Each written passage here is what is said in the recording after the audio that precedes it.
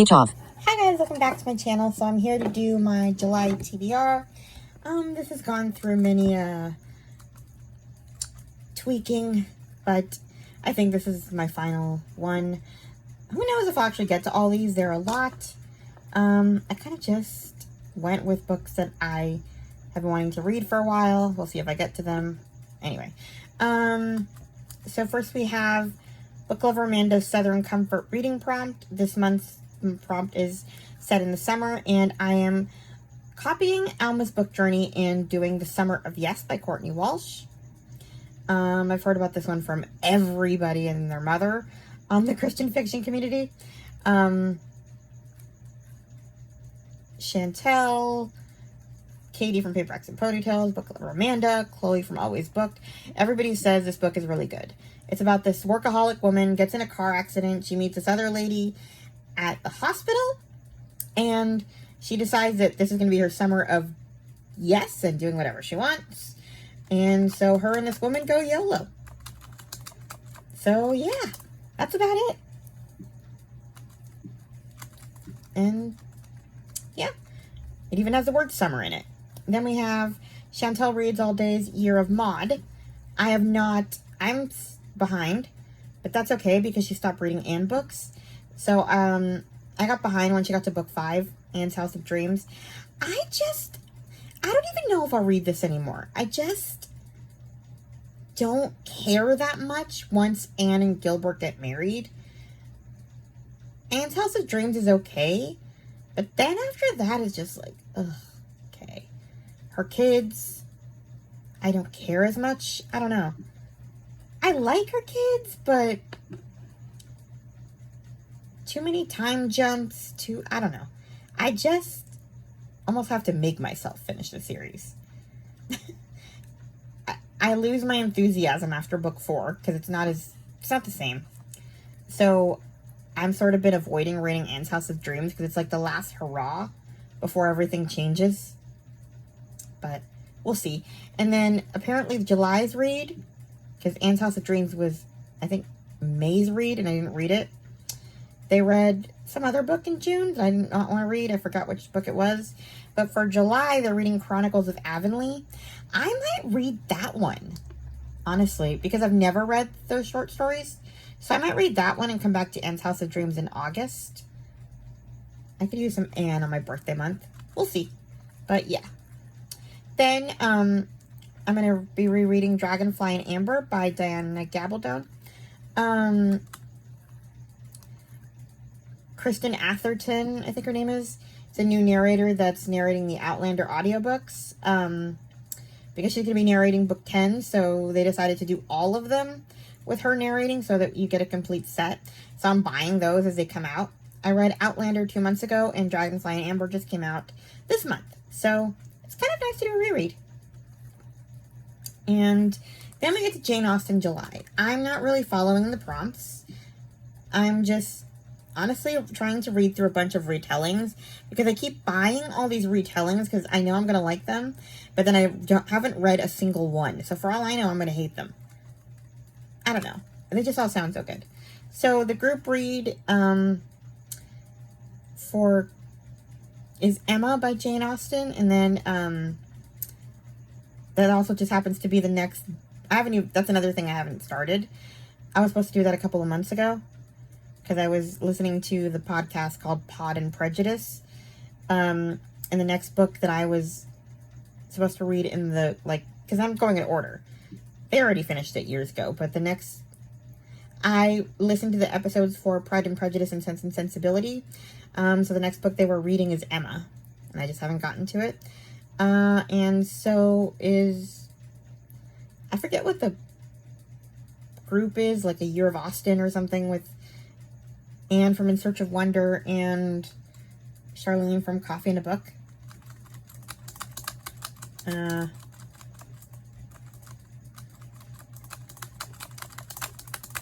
Sorry, I'm writing down channel names because I like to, tag you when I mention you. Okay.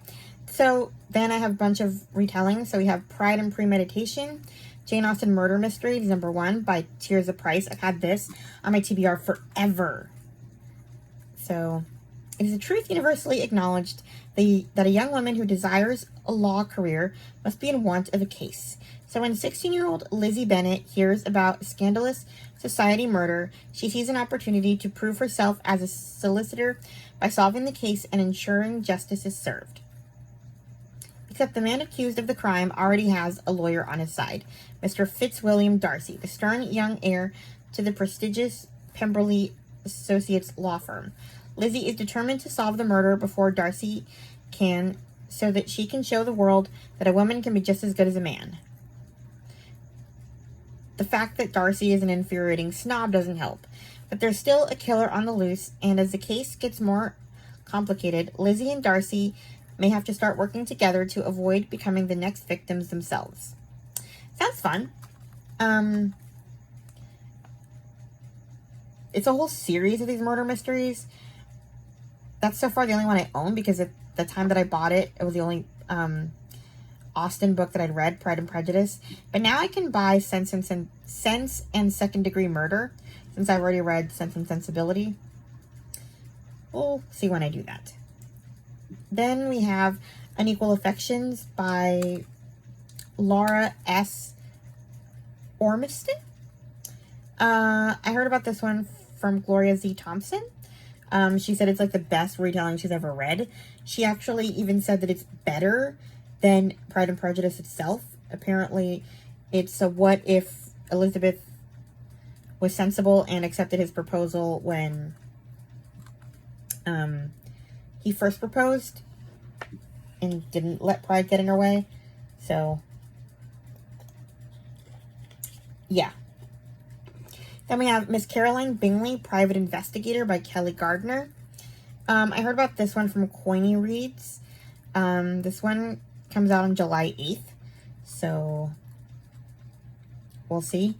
But I guess a missing maid, a murder most foul, a highly imprudent adventure.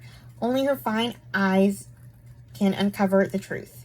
2 years after the events of Pride and Prejudice, Miss Caroline Bingley is staying at her brother's country estate within an easy ride of Mr. and Mrs. Darcy's home, Pemberley, and wondering if there's more to life than playing cribbage and paying calls on country neighbors. So when Georgiana Darcy's maid, Jayani, vanishes, and worse, Georgiana disappears in search of her, Caroline races to London to find them both and quickly discovers a shocking, cold-blooded murder. So yeah, it's going to be a Caroline and Georgiana thing. Then we have The Unlikely Pursuit of Mary Bennet by Linz McLeod, another Coiny Reads recommendation. Jane Austen meets Bridgerton. Okay. This starts after 4 years after Pride and Prejudice. When Mr. Collins dies after just 4 years of marriage, Charlotte is lost. While not exactly heartbroken, she will soon have to quit the parsonage that has become her home. In desperate need of support, she writes to her best friend, Lizzie. Unable to leave Pemberley, Lizzie sends her sister, Mary Bennet, in her stead. And I guess they fall for each other? I don't know. I never thought about them as a pairing, but I'm down. Why not? Anyway, then I'm going to talk about some of my summer reads. I decided to, because I have it Kindle Unlimited, I looked through my TBR, like my huge Goodreads TBR, and looked to see which ones had were available through Kindle Unlimited that I didn't own in Braille. So I'm trying to read through those because I like to read and listen at the same time. I already own all these, most of these on audio, but I want to read them too. So yeah, I kind of went through my Kindle Unlimited list to see what interested me for this month. So that's kind of what we're going through. So first we have To Be a Mother by Emma Robinson. It's one of the only Emma Robinsons I haven't read. I think it's the last one I have to read that I'm interested in from her books. What if your only chance to be a mother was to give birth to his first wife's child? Basically, she can't have kids, but they have embryos from his first wife when she had cancer treatment before she died. So essentially, his new wife could carry the eggs or the embryos, which is a weird concept in itself, but I'm kind of fascinated by it. I mean, that sounds kind of cool, right? Like, I mean, I understand that it's weird for the carrier. Like, your second wife, you're carrying yeah, his kids with someone else, but wouldn't it be sort of cool for her parents to, like, have biological grandchildren even after your own daughter is, like, gone? That concept is wild. Anyway, then we have Drowning by T.J. Newman. I was supposed to read that this month. I didn't get to it. I don't think I'm going to get to it this month, so yeah. Everyone knows what that's about, so I'm not going to read the description. The next Kindle Unlimited book is The Stepchild by Nicole Trope. That's another thing I want to get through. I want to get through some of my Nicole Trope books because I went insane. I saw one that looked good and I bought it. And then I went through her entire backlist and went crazy last summer or 2 summers ago, buying a bunch of them. And I haven't been good about reading them. I'm a compulsive buyer. Anyway, this is called The Stepchild. 3-year-old Millie Everly disappears on a crisp winter's day, and nothing is as it seems.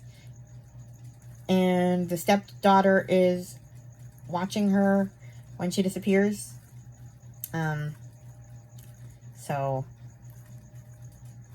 then the story doesn't match up, so stepdaughter do something to her, or what's happening? I want to know.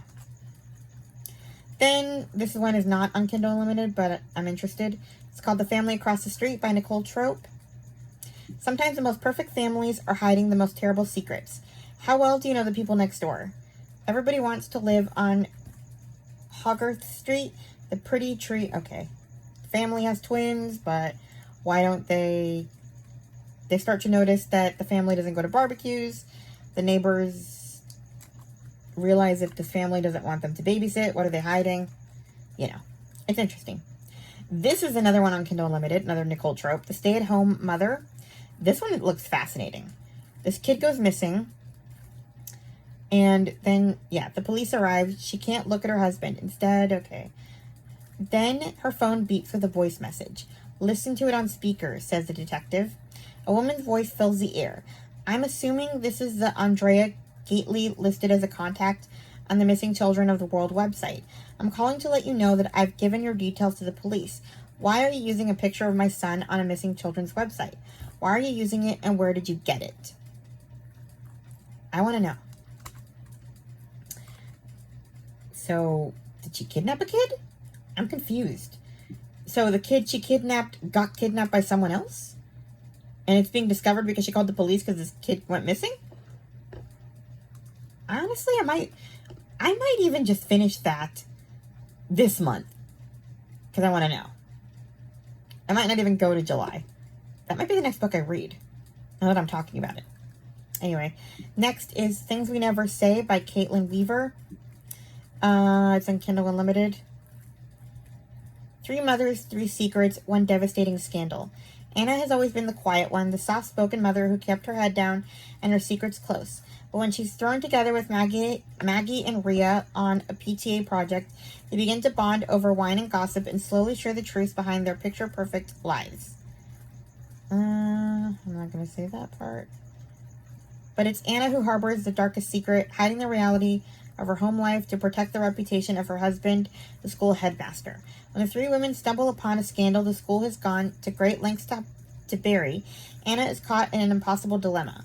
With the Centennial Gala approaching, she must decide how far she's willing to go to expose the truth, because doing so could wreck all of their perfect lives in one instant. That sounds a lot like Big Little Lies, and I want it. Then we have The Lost Children by Shirley Dixon. Chloe read this one last summer, I think for Deck of TBR, and I want to read it. Basically, these twins, 8-year-olds, are on their own. And I guess one of them has cerebral palsy, little girl, which I did not know because that's not in the description, but that made me fascinated enough to want to read it myself. And I have yet to do it, so I'm going to do it now. Molly and Jacob are the twins, so the mother has to evacuate them And yeah. She gives Jacob a letter, pressing it into his hands and telling him to only read it if they are in danger. I want to know what this letter says. And it sounds kind of like a darker version of A Place to Hang the Moon. So, yeah. Then we have another Kindle Unlimited book, The Family Next Door by Caroline Finnerty. Another author that I went crazy buying her books. That was Chloe's fault. She she talked about one of her books on her new release videos. Hasn't actually read any of them herself, and I'm reading all of them. I love them, though. Some of them make you cry. Some of them are very dramatic. This one's called The Family Next Door.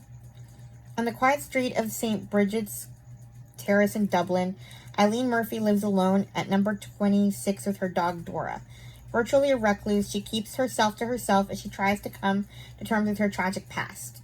Next door at number 28 lives beautiful Lucy Walsh, her husband Neil, and their 5-year-old daughter Annabelle. To Eileen, who watches from her window, the Walshes are the perfect family. But one fateful night, Eileen is pulled into their world, and she realizes that Lucy Walsh's life isn't as perfect as she thought. And I guess they work together, or they sort of become found family of some kind. Sounds fun. Then the next Kindle Unlimited book I'm interested in is The Wartime Nursery by Lizzie Page. It's part of the Wartime Evacuees series. I don't know if any of these connect. I read The Wartime Nanny last year for a Storathon, or 2 years ago. They don't sound anything alike, so it could just be that they're just, I don't know. We'll see if they actually connect. But Norfolk, 1940. In the dark days of the war, Emmeline's nursery is the only thing giving mothers hope. But how long can she keep that hope alive? Emmeline's daughter Lydia has already been evacuated, and now, as Emmeline loses neighbors and friends to the bombings raining down around her, she must leave London too, for the safety and a fresh start. Evacuated to Norfolk and lodging with local politician Lawrence and his unwelcoming wife, Emmeline's loneliness drives her into the arms of other struggling single mothers. The women are desperate to aid the war effort, but they need someone to care for their children. Longing to help, Emmeline pleads with Lawrence to let her open a wartime nursery, the first of its kind. So, sounds fun. Then, here's one that's not on Kindle Unlimited, but I want to read it anyway. The Best Way to Bury Your Husband by Alexia Cassell. I heard about this one from the currently reading podcast Indie Press List. Essentially, it's a bunch of women who kill terrible husbands. And they're truly terrible, so I'm okay with that. It's a whole club, and apparently it's darkly funny, so I'll take it. Then the next Kindle Unlimited book I have is Stolen Baby by L.G. Davis. Another Chloe recommendation, or new release. I told everyone she is my baby. I lied. My life changes forever when my little girl appears in a basket on my doorstep, her long lashes fluttering, only a few hours old. She's so tiny and precious, my heart is hers in an instant. My husband Tom and I have always longed for a child, so we agree not to tell the authorities. We won't risk them taking her away, and I know if they find out my history, they'd never let me keep her. I'm so grateful to have my beautiful baby, who we call Daisy. But while Tom refuses to talk about it, I can't stop wondering who her biological parents are and why they left her with us. Then someone sends me a message, enclosing it in a funeral program I find on my kitchen table. Now I know the terrible truth about what happened to Daisy's parents, and it's closer to home than I could have ever imagined. I thought I could protect us all despite my past mistakes, but when the secrets I uncover put my family's life at risk, how far will I go to keep the little girl I love? I mean, that was another one that I had planned to read these past couple months, and I didn't get to it. Let's hope I do. Next Kindle Unlimited that looked interesting is The Nanny Share by Emily Shiner. And this nanny's between two homes, and both kids go missing, and she knows secrets about both homes, so sounds interesting. Then we have A Mother's Love by Sarah Bladel, another one that I meant to read, never got to it. Detective Louise Rick uncovers dark secrets swirling around an inn in a seemingly idyllic tourist town. When innkeeper Dorothy Hillisted is found murdered, the police are surprised and puzzled to discover a concealed nursery in her upstairs apartment. As far as her friends and family knew, the recently widowed Dorothy was childless. So who lived in the secret toy-strewn room? And more importantly, where is the child now? I mean, I want to know where this kid is. Then I'm going to read the only other Annabelle Monaghan that I want to read. Same time next summer. It sounds like it could be adultery, so I'm a little nervous if I'm going to hate it. She's on vacation with her family and her fiance, and then she runs into an old flame. So we'll see. I'm more interested in this one than I am in her newest one. I have zero interest in her newest book. But these past couple of summers, I've not had one without an Annabelle Monaghan, so we're going with it. Then I have Land of Dreams by Lorraine Snelling. I heard about this one from Lou from Christian Faith and Fiction. From Norway to America, they must strive for resilience amid unpromising new beginnings. On the ship to America, Norwegian immigrant Amalia Gunderson makes a solemn promise to a dying mother, vowing to watch over her 5-year-old daughter, Ruth. Together, Amalia and Ruth trek to Iowa to claim the farm and former boarding house that Ruth has inherited, despite opposition from a difficult cousin. Struggling with an empty house and... Okay. Basically, it's her and her sister against the world, and I'm in.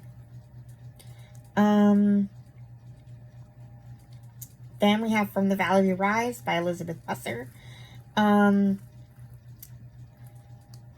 Book lover Amanda read it, and she liked it, from what I could tell. I wasn't so sure about it, but I'll take it. It's World War II. Why not? So, everyone kind of heard about it from them, so I'm not going to read the description. I know that Katie and Amanda both talked about it. Then I'm hoping to read The Girls Who Grew Big by Layla Motley. I heard about this one from the Mom Advice Summer Reading Guide and Chloe from Always Booked. Essentially, this is a club of teen mothers, so I'm interested. Then we have A Beautiful Family by Jennifer Trevelyan. I heard about this one from Hannah from the Book Talk Etc. podcast. This one just came out on the 24th. Over the course of one sun-baked summer vacation, a family is pulled into a web of mysteries that the younger daughter sets out to solve. It's from the perspective of a 10-year-old kid, but this is considered an adult book, so I'm interested to see what's happening there. Then we have Ordinary Love by Marie Rutowski. Another Book Talk Etc. podcast read.